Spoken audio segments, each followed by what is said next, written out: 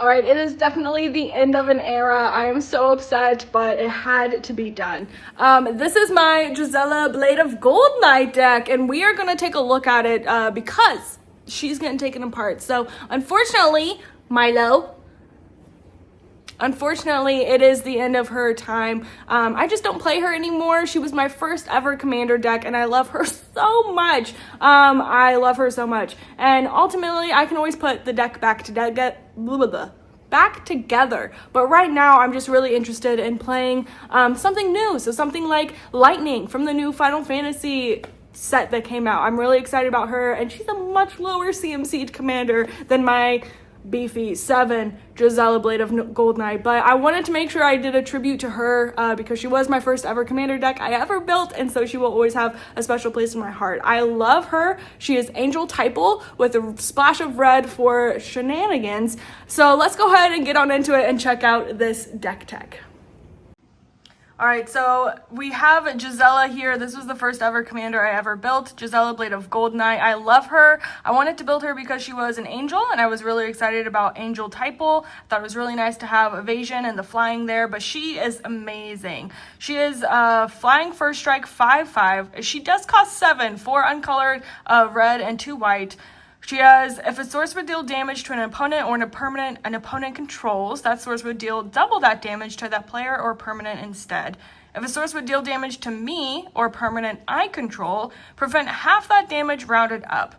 I love this so much because I'm just having so many fun things happening with all of my angels, but I'm getting protection to myself when she is out because everything's halved rounded up. So one actually does halved, right? Rounded down is going to be halved at half a damage, and because of that, it actually works out to where if it's 1 damage coming at me, it levels out to 0. So half a damage can't be rounded up anyway.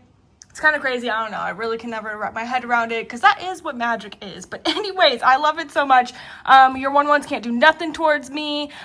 Pretty much, she's amazing. And then it's just making the game go quicker because all of the damage from all of my opponents are going to be crazy. Also, don't mind my pupperoni hanging out back there with his little toys, little squeaky squeak toys. So that's what that is. All right, let's go ahead and take a look at all the fun things. I did make sure that I found these very pretty Celestial Star inner sleeves. I put them on the entire deck because if it's Angel Typal, I want it to be very pretty and very shiny and as celestial and nice as possible. So all of those are inner sleeves. I do have the Gisela Blade of Goldnight sleeves, of course, to go with my deck box over there.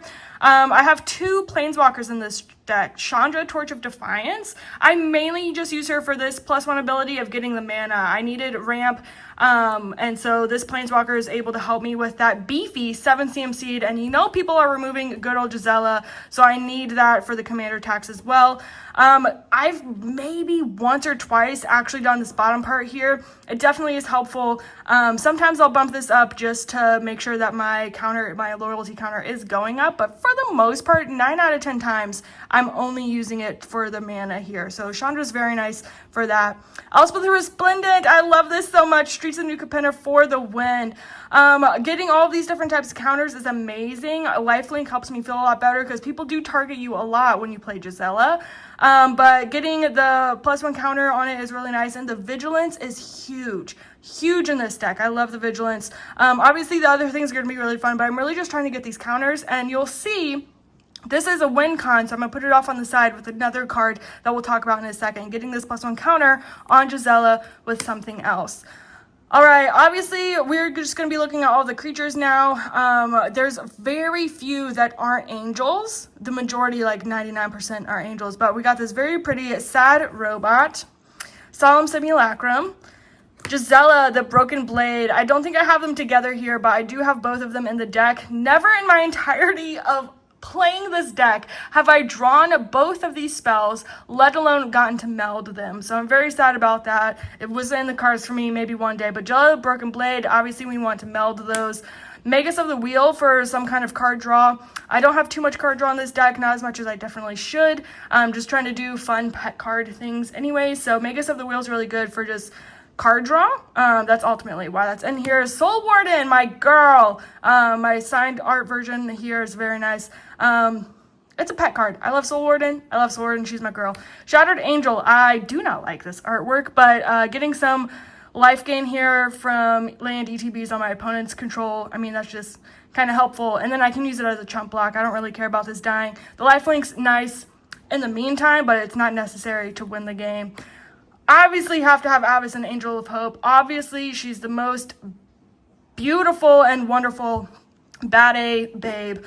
She's giving me indestructible. All my things have indestructible. Love her so much. Obviously gonna add that in here. Giada is what most people are running for their Angel Commander. I just wanted to have the Boros action going on. Giada also wasn't out when I was playing Gisela, so she wasn't out yet, but I have my signed copy here. I love her so much. Obviously, she's a powerhouse.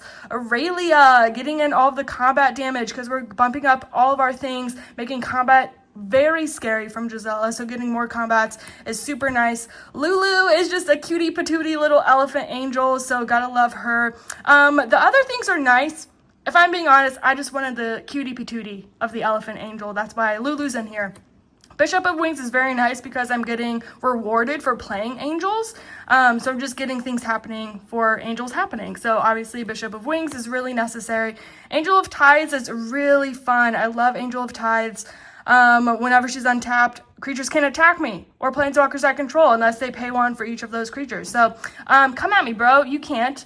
And Metallic Mimic, obviously we're doing Typal stuff, so getting all the ability things happening there for Typals. Hello, Milo. Hello. Hello, puppy. There you are. Look at you. Okay, anyways. It's Typal. We gotta have Typal stuff to make sure our angels are going on.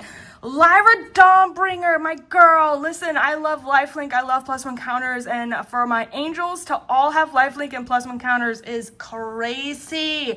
I love Lyra Dawnbringer. She's gorgeous. The stained glass is crazy. She, honestly, if Avacyn, Angel of Hope didn't exist, Lyra Dawnbringer is the #1 angel that you need. So Lyra Dawnbringer is huge. Victory's Herald is very nice. Whenever it attacks, attacking creature gains flying and lifelink until end of turn. Again, lifelink isn't necessary to this, but people are targeting you hardcore when Gisela is your commander and she's on the battlefield. So getting any kind of life gain to help protect me a little bit until I can get Gisela back out there from the command tax or whatever is necessary. So lifelink isn't needed, but it definitely makes me feel better because everyone is targeting me hardcore. We also got Admonition Angel. This is an OG landfall girly.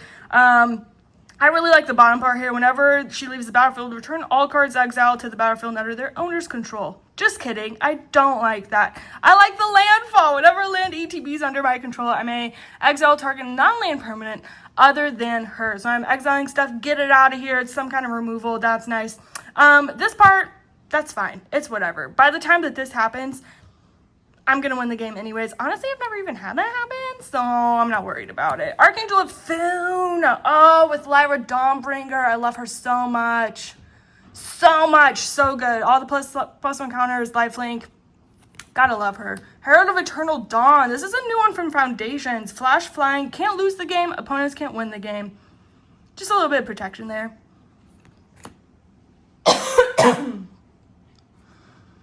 Raya Dawnbringer. Now you can see there is a beautiful foiling on top of that, so I don't really need my Celestial Inner Sleeve. But at the beginning of my upkeep, I may return target creature card from my graveyard to play. So if you're trying to remove my stuff, getting Avacyn, Archangel, Avacyn, Angel of Hope, whatever, Angel of Hope in the grave. Not anymore. I'm getting her back. My stuff's gonna be indestructible.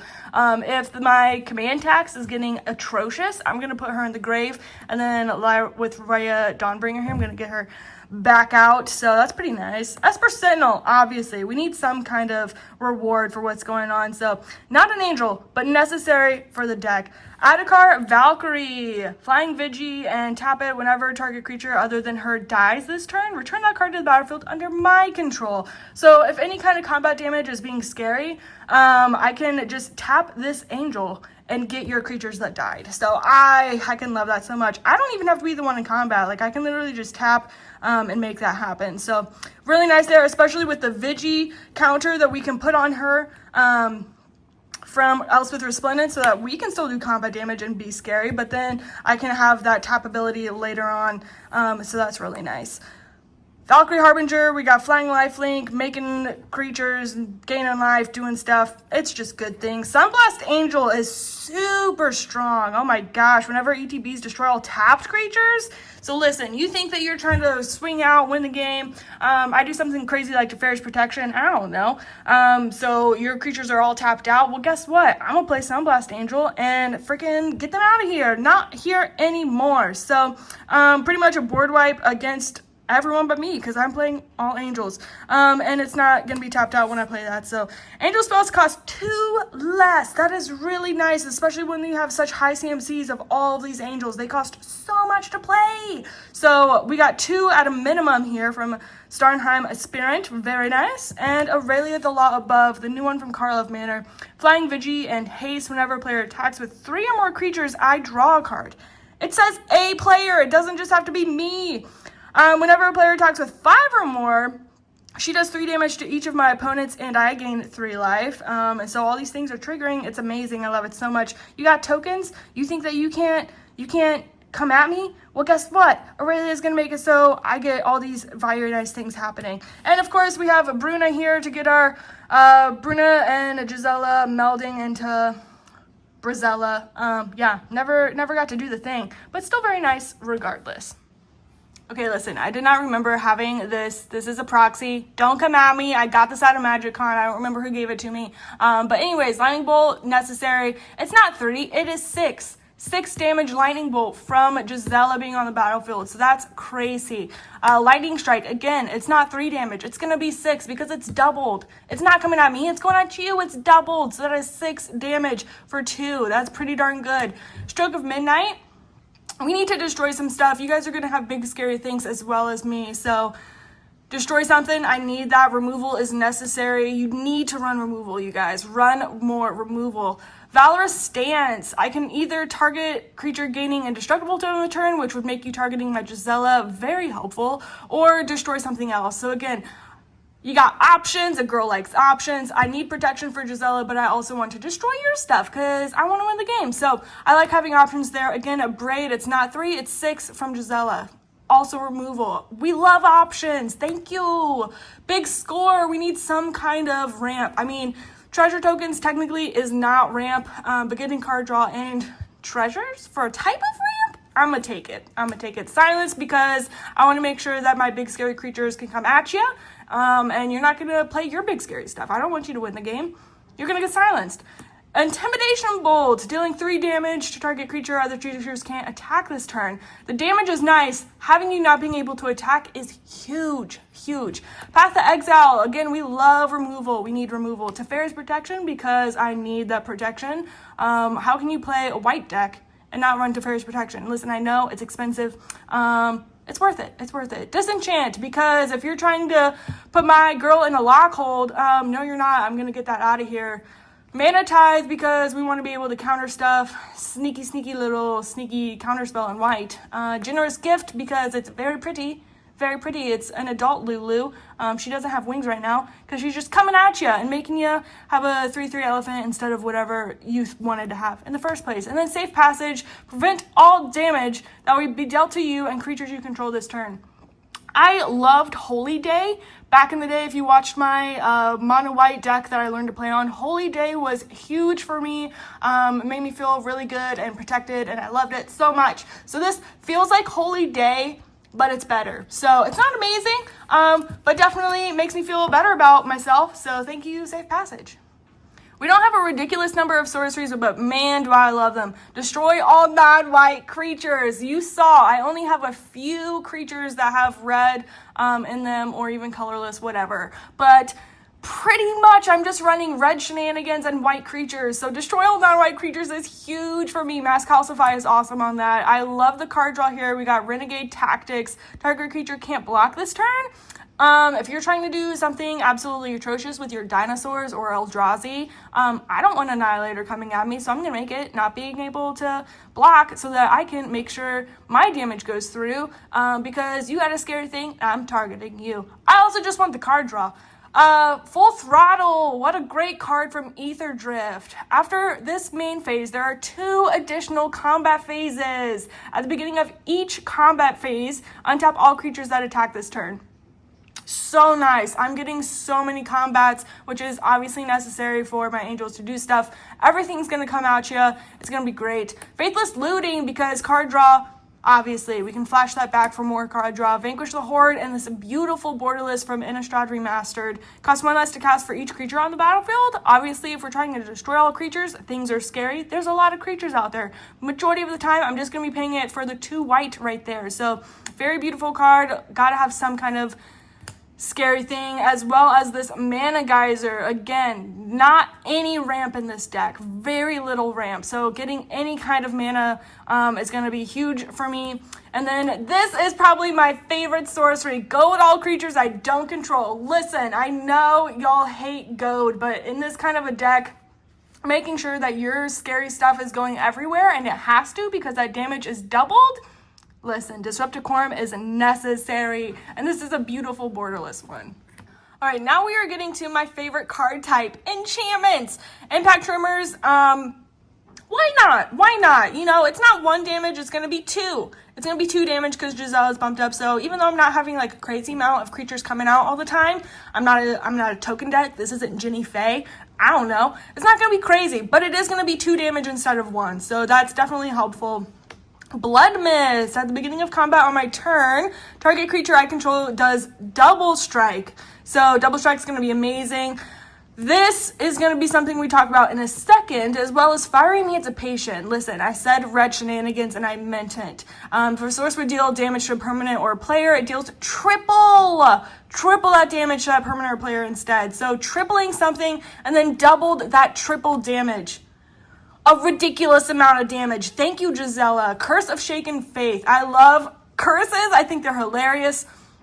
With this one, we are going to be Enchanting Player, and Enchanting Player casts a spell other than the first one they cast each turn, or copies a spell. This is going to do 2 damage to them. So maybe I'm not coming at you with like combat damage and doing super scary stuff, but you're just being ridiculous with your copies or your counter spells. I don't know, you're being annoying. I'm gonna be annoying back and curse you, so keep that in mind. Monologue tax, because we got a poor boy's tax here. We need, whenever enchantment casts their second spell each turn, create a treasure token. Again, I don't have ramp. I need some kind of something. Pacifism just makes me feel better. Enchant creature can't attack or block. I'm not wanting to board wipe all of the time, so pacifism is going to come into play when I don't want to board wipe, but you got a big scary thing that I don't want you to have anymore, so I'm going to pacify it so it can't attack or block. Still might have an ability, but at least it's not swinging at me. Flaming Fist.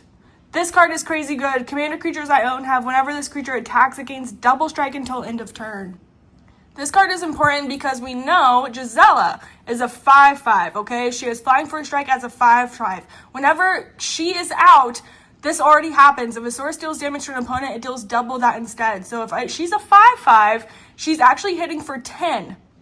Her butt is still a 5, but she's hitting for 10, and then this is going to make her hit for 20, which is huge because if we can get that +1 counter here from Elspeth Resplendent, she would then have a +1 counter on her, making her 6, which is being done double for 12.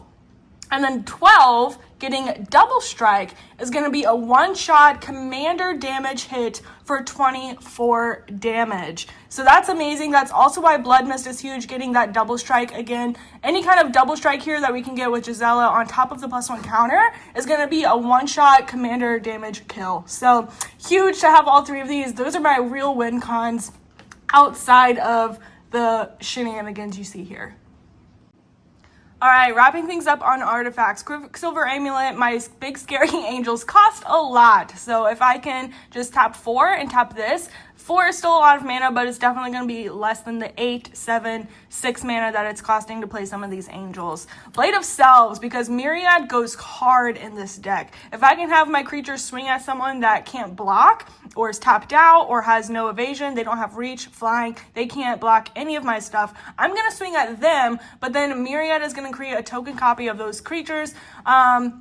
If you have some kind of thing to make sure that the legendary rule doesn't apply, that's going to be huge. I don't have all legendary creatures in this deck, so at the moment, I don't have anything to help me with that legendary rule, but that would be a wonderful add, especially for Myriad. Keep that in mind. Herald's Horn, because we need our angels to cost less. Of course, I'm choosing Angel Typal. Are you kidding me? Herald's Horn is great. Commander Sphere, because it's Commander. Sephiric Greatsword, +2/+2.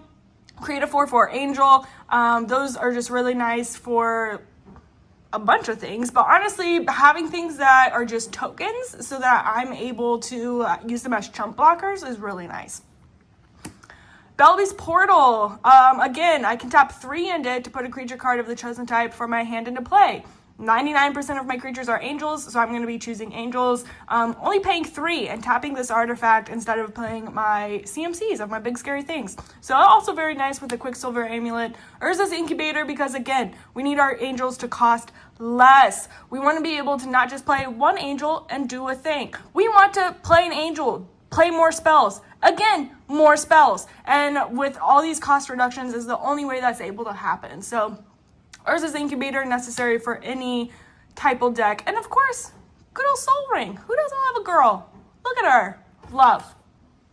All right, and finally, we have the lands. I don't have anything crazy. Let's just go through them. Restville Bridge. It's tapped, but it's indestructible, so you can't get rid of it. Clifftop Retreat. Again, enters tapped unless I control a mountain or plains. Very nice there. Evolving Wilds to find those mountain or plains. Windscarred Crag. Gaining life. Makes me feel better. Seraph Sanctuary, what a good card. Whenever an angel enters the battlefield under my control, gain 1 life. Love it, love it. If you play angels, literally have to have that. Lorehold Campus, entering tapped, but I can scry if I need to. Field of Ruin, to make sure that your stuff is getting out of here. Treasure Vault, because again, does this count as ramp? I don't know, you tell me, but for this deck, it certainly does. Ancient Ziggurat. Add 1 mana of any color. If I'm just like super flooded in plains and I need a mountain, of course I'm going to choose mountain there. Having options is nice. Temple of Triumph. Again, we get to scry. How cool. Spectator seating. If we have 2 or more opponents, which in Commander is probably going to happen. Inspiring Vantage, because we need more colors. And then 1, 2, 3, 4, 5, 6, 7, 8, 9, 10, 11, 12. Wow. 13, 14. 14 plains. 1, 2, 3, 4, 5, 6, 7, 8, 9, 10 mountains. So there she is. There she is.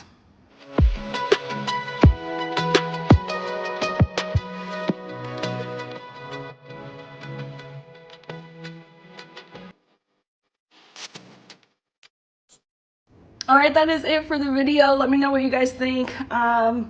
I'm very sad. I'm very sad. She was a wonderful deck. I had so many good games with her. Ultimately, it's just fun. You know, it's just fun getting to do angel stuff. I am a Typal player. I really like playing Typal decks. I know that they can all feel the same at some point because they're just doing Urza's Incubator and all those same things, but ultimately I've had a blast with this deck and it's been so much fun. Angels will always have a special place in my heart, and I'll probably build something else. But I also have Kali of the Vast, so I'm still going to put these angels to good use. I've thought about just doing, since it is like mono white angels, just building out Giada, because why the heck not?